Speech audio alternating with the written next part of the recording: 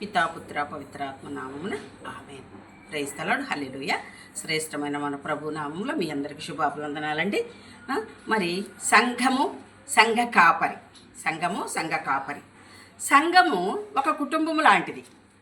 సంఘ కాపరి మనకు జ్ఞాన తండ్రి. మరి యేసు ప్రభువుకి మనం ఎలా బిడ్డలమో, మన తల్లిదండ్రులకు మనం ఎలా బిడ్డలమో, మన ఫాదర్ కానీ, మన ఫాస్టర్ కానీ, మన సంఘ కాపరి ఎవరైనా కావచ్చు, వాళ్ళకి మనము జ్ఞాన బిడ్డలము కదా. ఎందుకంటే జ్ఞాన స్నానము, బాప్తిస్ము ఇచ్చి దేవుడికి దగ్గరగా చేస్తాడు మన సంఘ కాపరి. ఆధ్యాత్మికతను గురించి బోధిస్తాడు, దేవునికి మనకు సమీపంగా ఉండేటట్టు చేస్తాడు, ప్రార్థనలో ఎదిగేటట్టు చేస్తారు. మరి పిల్లలకి జ్ఞాన స్నానం ఇచ్చిన దగ్గర నుండి శుభకార్యాలైతేమి, కర్మకాండాలైతేమి, చావులైతేమి, కార్యాలన్నిటికీ కూడా సంఘ కాపరే మరి ప్రధాన బాధ్యత వహిస్తారండి.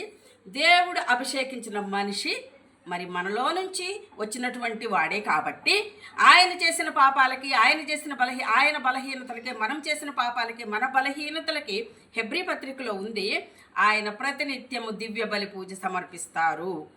మంచిని ప్రోత్సాహపరిచి చెడుని ఖండిస్తాడు. సంఘస్థులు అతనిని పోషించాలి, ఎందుకంటే వేరే పని అతనికి ఏమీ ఉండదు కాబట్టి మన కొరకే ఏర్పాటు చేయబడ్డారు. మనల్ని దేవుడు ఎన్నుకొని మన దగ్గరికి పంపించాడు.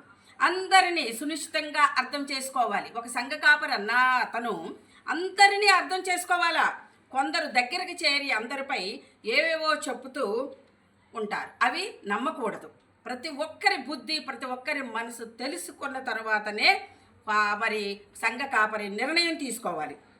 గొప్ప కోసం, మంచి అనిపించుకోవడం కోసం కొంతమంది యాజకుల దగ్గరికి, మరి సంఘ కాపరి దగ్గరికి వచ్చి అది ఇది చెప్తా ఉంటారు. మరి సంఘ కాపరి అన్నీ గమనిస్తూ ఉండాలి. ఎవరు ఏది చెప్తే అది చేయకూడదు, వినకూడదు. సంఘస్థులు తప్పకుండా చర్చి రూల్స్ పాటించాలి. మరి గురువు దేవునికి ప్రజలకు మధ్యవర్తిగా ఉండాలి. ప్రజల మనవల కొరకు, మరి అవసరతల కొరకు మరి ప్రార్థించేవాడుగా ఉండాలి. సంఘంలో పెద్దలు, అనుభవజ్ఞులు ఉన్నారు చాలామంది, వారి సలహాలు కూడా ప్రతి విషయంలో తీసుకోవాలి. సంఘస్థులందరితో మాట్లాడాలి, ఏ ఒక్కరిని తక్కువగా చూడకూడదు.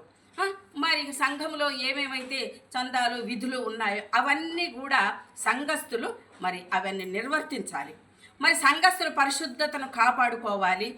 సంఘ కాపరిగా ఇంకా ఎక్కువ పరిశుద్ధతను కాపాడుకుంటూ మరి వారిని మనం అనుసరించే వారిగా మరి మనం ఉండాలి. మరి బలహీనతలు మరి ఏమైనా ఉంటే తొలగించుకోవాలి. చెడు ఏదైనా జరుగుతుందని సంఘ కాపరి దృష్టికి వస్తే అది ఖచ్చితంగా ఖండించాల్సిన బాధ్యత సంఘ కాపరికి ఉంది.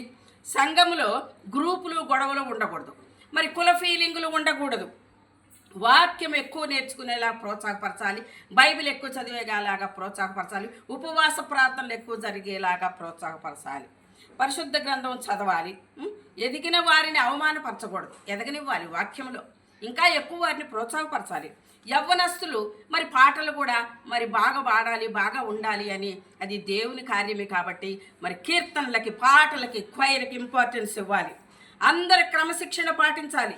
ఆదివారమే కాదు, అనుదినం మన కుటుంబాలలో, మన ఇండ్లల్లో కూడా మనం ప్రార్థనలు చేసుకుంటూ స్నేహితుల కోసం, వాళ్ళ కోసం మరి ఎవరైనా ప్రార్థనకు పిలిచినప్పుడు పోవటం, అలాంటి మరి సంఘ కాపరి ప్రోత్సాహపరచాలి. మరి చర్చిలో పనిచేసే సిస్టర్స్కి, ఇంకా ఎవరైనా దేవుని పనులు చేసే వారికి మనం విధేయించాలి. సంఘం పటిష్టత కొరకు అందరూ ఐక్యమత్యంగా ఉండాలి. ఒకరి తప్పులు ఒకరు సరిచేసుకుంటూ, బుద్ధి చెప్పుకుంటూ, గద్దించుకుంటూ బాధ్యత కలిగి ఉండాలి. నాకెందుకులే అని చాలామంది పోతుంటారండి. అలా ఉండకూడదండి. ఒక మంచి పని చేయటం నెరిగియండి, నువ్వు చేయకపోతే అది పాపం అంటున్నారు దేవుడు.